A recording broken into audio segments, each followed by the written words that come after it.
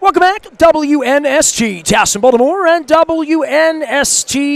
We are Super Bowl 54. We thought the Ravens would be here. Instead, the Chiefs and the 49ers are doing it. All of it's brought to you by our friends at Liberty Pure Solutions, which means I need to take another drink of water. Here's the part of the show where, I would love to talk about the Houston Oilers. I'd love to talk about his son and injuries and all that stuff, but he's here to talk about the XFL. We'll get to all that.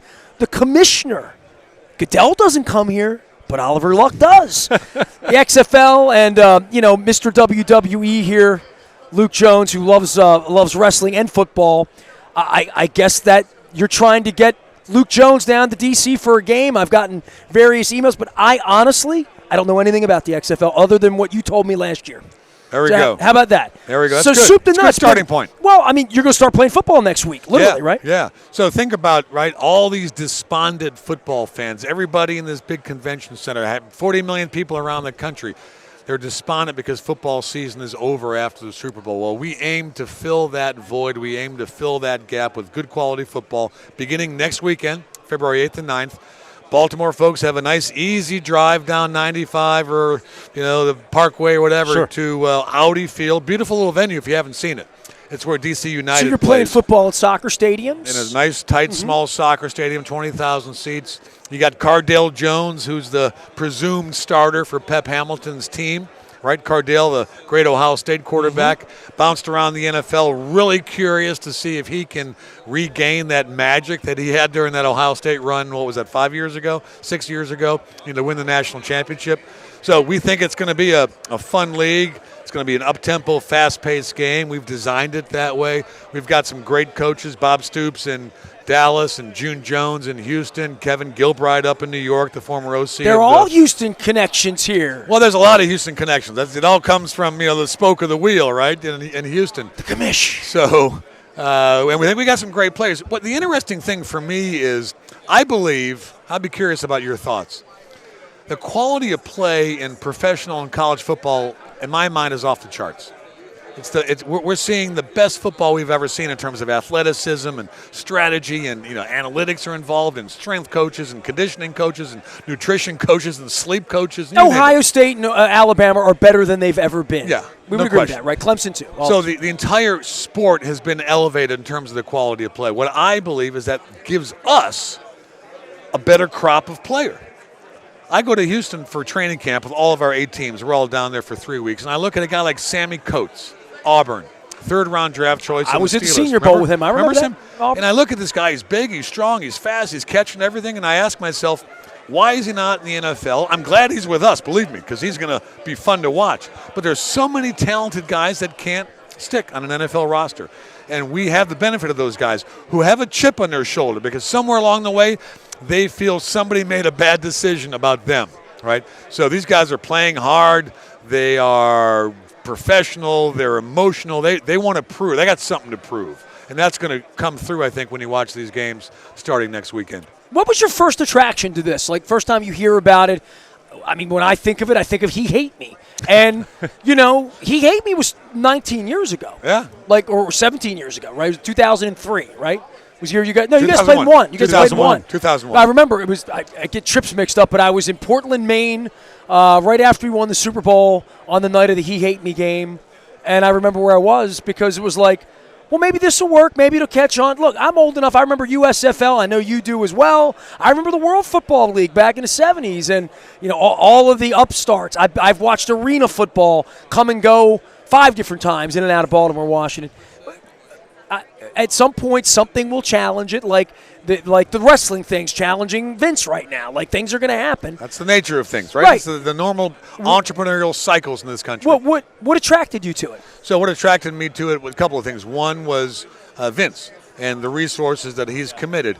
And it's not just the resources, but it's the time that he's allowed us to sort of plan and build this league, because you can't build a league overnight. Well, he knows he did it wrong the first time, right? Yes. I think he's very self-aware of the mistakes that were made, back in 2001 with NBC and others, right? But it's a different business model now. Well, he was very, very aggressive with the NFL then, with words. Mixing part of the stage, part of the kayfabe, but it was it was an act of war on the NFL, right? Yes. It was. No, he called it the no fun league, et cetera. So, we're not competing with the NFL. Nobody competes with the NFL. I think if you compete with the NFL, the end is not good. So we view our business as a complement to the National Football League. Football, pro football, is our most popular sport. We want more pro football. There's a lot of despondent people after the Super Bowl historically. So there's an opportunity for us if we can play good football. We got great broadcasters, Fox, ABC, ESPN. We're easy to find on TV, right? You got 2 games on a Saturday afternoon, like college, a couple games on a Sunday afternoon, like the NFL. So we're easy to find. It's up to us, right, to put on a good game. So what is that game? That game's that fast-paced, up-tempo, 25-second clock, doing the things that fans told us they want to do, which is play faster. What do you do at replay? Dean Blandino is our guy. He's our head of officiating. We have replay during the course of the game. We have a sky judge. He can intervene during the course of the game if there's a health and safety issue. And then in the last 5 minutes, he can intervene if there's a competitive issue, right? Because why the last 5 minutes? You don't have a chance to repair that error. First quarter, you do. Bad call in the first quarter, you got to let it go because you got a chance as a team to overcome that. Last 5 minutes, not. That's our theory. We don't want numerous breaks, numerous interruptions during the court because that ruins the flow of the game. That's what fans have told us. All right, well, Oliver Luck is here, commissioner of the XFL, most importantly, former Houston Oilers quarterback. Started the final game at Memorial Stadium for the Baltimore Colts. I did. That's right. This. Mike Pagel. Handed the ball to Mike Pagel was my counterpart. Rose. Mike Pagel of the Colts was my counterpart. Neither one of us had any idea the Colts were going to pack up and leave that next week or so. They didn't last long after that game, I think, until when they went to Indianapolis. Well, we got our asses kicked about 3 weeks ago by the former Houston Oilers, the Tennessee Titans, and I found all my old. It put me into retirement early. It put me into hey, we're not taking buses to Miami. We're not winning the Super Bowl. So I found all my old Oilers stuff. I found a scarf, my hat, all the stuff that I love so much about it. So I had to break that stuff out a little bit as well. For you with the XFL, and we had Mike Pereira here, and I said, if you were the god of officiating, how would you change all the rules? You've already gone through replay. He's not the god of officiating. Well, he'd like to be. I know he would be. Your boy played the game at a high level, and we'll get to that in a couple of minutes, but you do get to play God, right? Like you and Vince sitting here and say, here's what we love about the National Football League. Here's the football we like, the yards, the field, the things the Canadian people don't like about it. College plays with 1 foot in and different timeouts and hashes. You get to create a game, and you get to ostensibly say, this is what we think the NFL's not good at. This is what we're going to change. And I think Vince went real hardcore on that 20 years ago. What am I going to put on next week and not recognize or say, they're trying to improve that? So this is what you'll see. You'll see, in some cases, minor tweaks. Think about the punt. I'll walk through our punt. In the NFL, the gunners, the guys on the outside, they take off at the snap. Sure. Their job is, of course, to tackle the punt returner or cause a fair catch. We're holding our guys. They can't leave the line of scrimmage until the ball is kicked. So they're like everyone else. An extra, like everybody else, an extra box. 2 seconds, right? That gives the punt returner about 15 yards, usually a couple of seconds, to catch the ball and make a return. Why? Fans have told us they like punt returns. There's too many fair catches in their mind, right? So that's a well, small that was tweak. a game safety issue for the league. You know that, right? I mean, that was about kickoffs and tackling and we want high rates of speed, right? It's also about fans wanting to see punt returns because they like punt returns. So we want to have safety as well as more returns. Sure. We want to have both, sure. Right? So the very few things that you'll see that you won't recognize, the one thing you may not recognize is our kickoff. It's fundamentally different. We've eliminated the sprint up. Right, we have eliminated that 40-yard sprint by the kickoff coverage team. Why? Because that's what caused the collisions that made the kickoff the most dangerous play in professional football. So we got a group of 10 on the kickoff cover lining up at the 35. Kickoff return team, 10 guys on the 30. You got a kicker and you got a punt returner. Ball is kicked. Kickoff returner, ball is kicked, guy catches it. At that point, when he catches the ball, those 20 guys can move. So he just eliminated the run-up. If you take a stopwatch and watch 100 NFL kickoffs like we did and stop the stopwatch when the kickoff returner received the ball, that's more or less where those guys were, at the 35 and the 30. So we think that's different. We think it's safer. Everybody we've talked to kind of likes the idea. It may lead to a couple of broken field runs and touchdowns. It may not. We got to see. We tested a number of times with, junior colleges and others. But you never know how it works until you get into a game and you see how coaches scheme it. Yeah, so that's going to be a big deal as well. We do have a different extra point. You score a touchdown in the XFL, 6 points. We get that. Yep. Then there's a 1 point, a 2 point, and a 3 point option. All plays from scrimmage. Really? No kicks. All plays from scrimmage. And that's just more strategy. So you're not kicking any extra points. No, there is no. We're kicking field goals. We're kicking kickoffs, obviously, but no extra points are kicked. They're all plays from scrimmage. 1 point play from the 2-yard line. Well, baseball's changing all of its rules. I'm going to have a hard time. You'll get it. It's not that hard. Believe me, it's not that hard. Well, you guys are just these are minor things for the most part. These are relatively minor things, but what's really important, I think, is the underlying rationale for the dozen or so changes we've made. And that is, does this change help us play a fast-paced, up-tempo game? Okay, fair enough. That's what matters, right?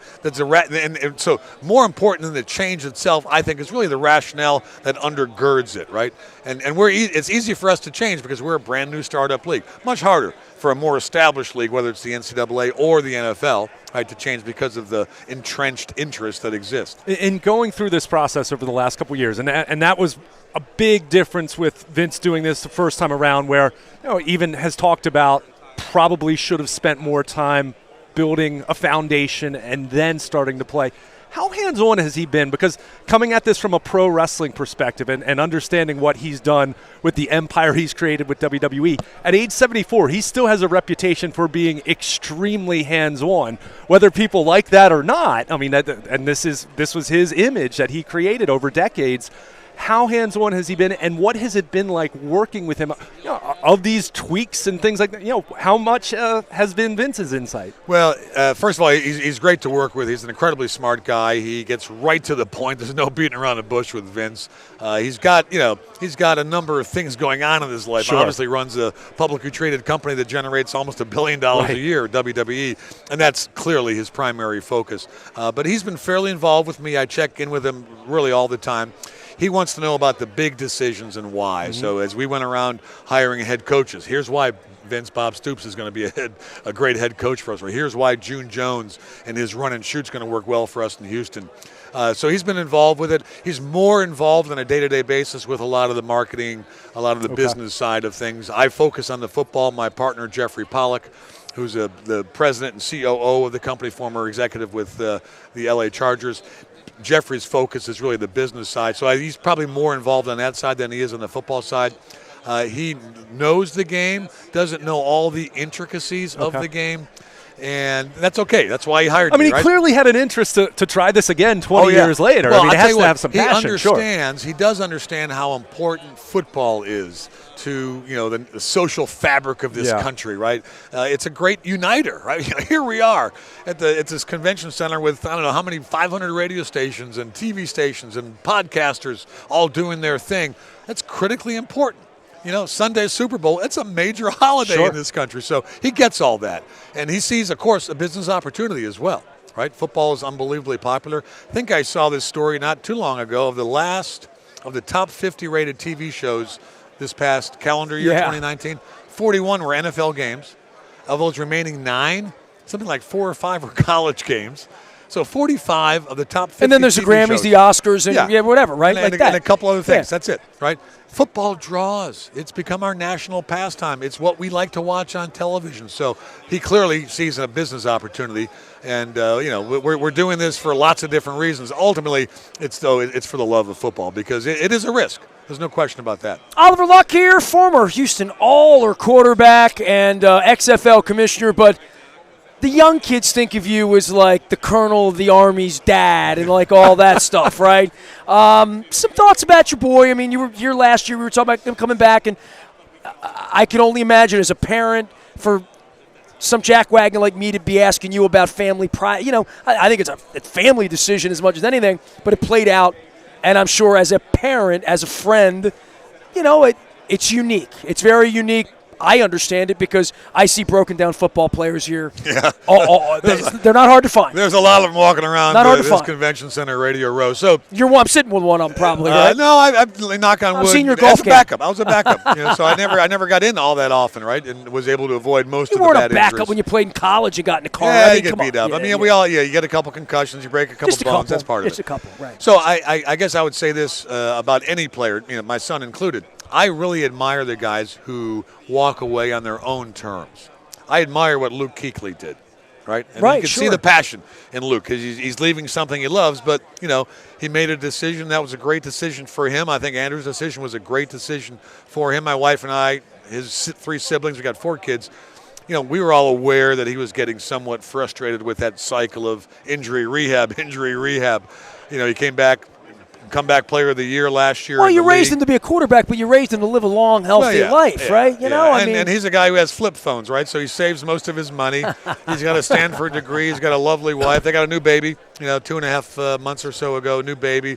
His wife's a brilliant woman, Stanford student athlete, got an MBA from Indiana University while they were in Indianapolis. So he's got his whole life ahead of him. And, I'm glad, in a sense, that he did what he wanted to do. And it's hard. He misses the game a little bit. You miss watching him play? I do, but then we tallied up, my wife and I, how much money we spend in the fall going to his away and home games, right? I would make him pay for the bill. I would give him the bill. No, we think we've saved about $35,000 or so over just the course of a season between flights and hotels and buying, club seats and all that. Not to mention all the worry. Well, and all the hassle of travel, right? Well, you're going to be traveling. The worry's legit. I got enough travel with my thing going on now. XFL Commissioner Oliver Luck here, and I tell you what, good luck with this. It's a different kind of model. I know you're trying to put on a different kind of game, and the championship is April the 26th, and the season begins next weekend. And we play some football at 2 and 5 on Saturdays, and mostly 2 and 5, some 3s and 6s and 4s and 7s on Sunday. So when we usually watch football. Well, one last thing. So I encourage all good Baltimore folks to come on down, watch the D.C. Defenders. You can get a ticket for $20. All right. You can sit in the lower bowl of Audi Field, or you can upper seats if you like as well, for $20. A great day out, very affordable. That's important to us, important to Vince too. Appreciate you, man. Thank you for having me. Thank you. Oliver Luck, one time Houston Oiler quarterback, and the guy who quarterbacked the last game at Memorial Stadium. I was there that day. My dad and I knew the end was near. But we've got the Ravens now. We got Lamar Jackson. All is well. You can find me out on the BuyAToyota.com audio vault 24 hours a day from anywhere in the world. Luke's out on Twitter as Baltimore Luke as well. We're down here at Super Bowl 54 in Miami Beach at the Convention Center. It's all brought to you by our friends at Royal Farms. Real fresh, real fast. There's no coffee in this cup. Someone tried to spit in this cup this week. I didn't allow it to happen, though. I want to let you know that.